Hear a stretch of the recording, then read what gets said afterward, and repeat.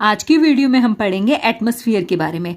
Atmosphere क्या होता है, एटमॉस्फेयर की कितनी लेयर्स होती हैं, एटमॉस्फेयर का क्या रोल है एंड एटमॉस्फेयर की क्या कॉम्पोजिशन होती है। देखो एटमॉस्फेयर क्या होता है। हमारे अर्थ के चारों तरफ एक गैसियस एनवलप होता है, इसी एनवलप को बोलते हैं एटमॉस्फेयर। नेक्स्ट है लेयर्स ऑफ एटमॉस्फेयर। एटमॉस्फेयर की 5 लेयर्स होती हैं, troposphere, stratosphere, mesosphere, thermosphere and exosphere. इस डायग्राम में देखो ये है अर्थ की सरफेस। अर्थ की सरफेस से 16 किलोमीटर तक ट्रोपोस्फियर होता है, 16 टू 50 किलोमीटर तक स्ट्रेटोस्फियर होता है, 50 टू 85 किलोमीटर तक मीजोस्फियर होता है एंड 85 किलोमीटर अपवर्ड थर्मोस्फियर होता है, और थर्मोस्फियर के बाद आता है एक्सोस्फियर। फर्स्ट एटमॉस्फेरिक लेयर है ट्रोपोस्फियर। ये लेयर अर्थ की सरफेस से स्टार्ट होकर 16 किलोमीटर ऊपर तक फैली होती है। इस लेयर में जैसे जैसे ऊपर की तरफ मूव करते हैं तो टेम्परेचर डिक्रीज होता रहता है। ऐसा इसलिए होता है क्योंकि अर्थ की सरफेस पे जो एयर है वो सन एनर्जी एब्जॉर्ब करती है, जिसकी वजह से एयर गर्म हो जाती है और ऊपर की तरफ मूव करनी स्टार्ट कर देती है और एक्सपेंड करती है। एक्सपेंड करने की वजह से ही इस लेयर का टेम्परेचर डिक्रीज हो जाता है। सेकेंड एटमॉस्फेरिक लेयर है स्ट्रेटोस्फियर। ये लेयर 16 किलोमीटर से 50 किलोमीटर के बीच में एक्सटेंड करती है। जैसे जैसे इस लेयर में ऊपर की तरफ मूव करते हैं तो टेम्परेचर इंक्रीज होता रहता है। इस लेयर में एक ओजोन लेयर होती है जिसे बोलते हैं ओजोनोस्फियर, और ये ओजोनोस्फियर लेयर 25 से 50 किलोमीटर के बीच में प्रेजेंट होती है। नेक्स्ट पॉइंट है, जितने भी जो हमारे एयरक्राफ्ट्स हैं जैसे एरोप्लेन हो गया, वो स्ट्रेटोस्फियर लेयर में ही चलते हैं।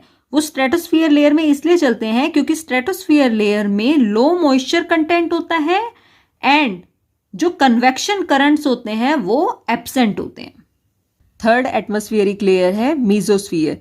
ये लेयर 50 से 85 किलोमीटर के बीच में एक्सटेंड करती है, और जैसे जैसे इस लेयर में ऊपर की तरफ मूव करते हैं टेम्परेचर डिक्रीज होता रहता है। ऐसा इसलिए होता है क्योंकि इस लेयर में कुछ ही गैस मॉलिक्यूल्स होते हैं जो सन रेडिएशन को एब्जॉर्ब कर पाते हैं। इस लेयर में टेम्परेचर बहुत ज़्यादा लो होता है।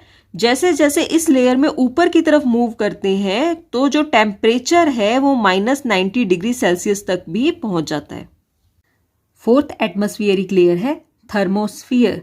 जो थर्मोस्फियर लेयर है ये 85 किलोमीटर से स्टार्ट होके उसके आगे तक एक्सटेंड करती है।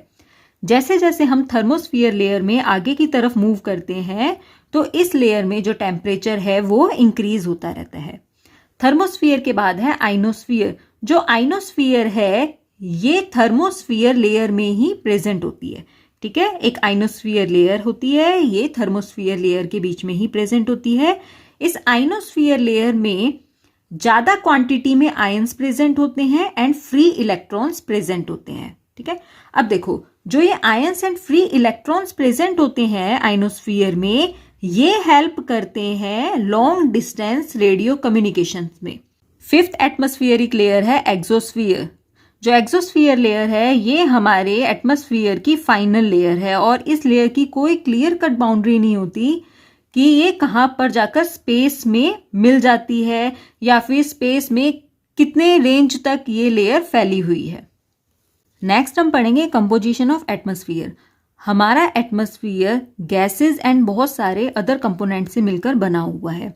जो मेजर गैसेस हैं हमारे एटमॉस्फेयर की वो है nitrogen 78%, oxygen 21%, carbon dioxide 0.03%, argon 0.93%। इसके अलावा बहुत सारी और गैसेस होती हैं जो स्मॉल क्वांटिटीज में प्रेजेंट होती हैं, वो है हाइड्रोजन, हीलियम, नियॉन, क्रिप्टॉन। ठीक है, अब देखो इन गैसेस के अलावा हमारे एटमॉस्फेयर में स्मॉल अमाउंट में वाटर वेपर्स भी प्रेजेंट होते हैं, डस्ट, सॉल्ट, स्मोक, ये सभी प्रेजेंट होते हैं और ये सभी मिलकर बनाते हैं एटमॉस्फेयर। नेक्स्ट है रोल ऑफ एटमॉस्फेयर। देखो हमारे एटमॉस्फेयर में एयर है, तो जो एयर है वो एक ऐसा मीडियम प्रोवाइड करती है जिसकी वजह से इंसेक्ट्स एंड बर्ड्स एक जगह से दूसरी जगह पे जा सकते हैं। मतलब जो एयर है वो लोकोमोशन में हेल्प करती है इंसेक्ट्स एंड बर्ड्स के। सेकेंड पॉइंट है, हमारे एटमॉस्फेयर में जो गैसेस हैं जैसे ऑक्सीजन एंड कार्बन डाइऑक्साइड, ये जो गैसेस हैं ये लिविंग बीइंग्स की मेटाबॉलिक एक्टिविटीज के लिए बहुत ज़्यादा इंपॉर्टेंट है, तो हमारा एटमॉस्फेयर हमें ये सभी गैसेस भी प्रोवाइड करता है। थर्ड पॉइंट है हमारे अर्थ की जो स्पेसिफिक क्लाइमेटिक कंडीशंस हैं एंड जो वाटर साइकिल है उसको मेंटेन करने का काम भी एयर करती है और उसको सर्कुलेट करने का काम भी एयर ही करती है। फोर्थ पॉइंट है हमारे अर्थ के टेम्परेचर को मेंटेन करने का काम भी एयर ही करती है। फिफ्थ पॉइंट है हमारे एटमॉस्फेयर की जो स्ट्रेटोस्फियर लेयर है उसमें ओजोन लेयर प्रेजेंट होती है और ये ओजोन लेयर जितने भी जो लिविंग बीइंग्स हैं उनको सन की हार्मफुल रेडिएशन से प्रोटेक्ट करती है। ठीक है। सिक्स्थ पॉइंट है जो एयर है वो स्पोर्स, पोलन एंड सीड्स के डिस्पर्सल में हेल्प करती है। सेवंथ पॉइंट है जो साउंड का ट्रांसमिट है वो भी एयर की हेल्प से ही होता है और एयर की वजह से ही हम कम्युनिकेट कर पाते हैं।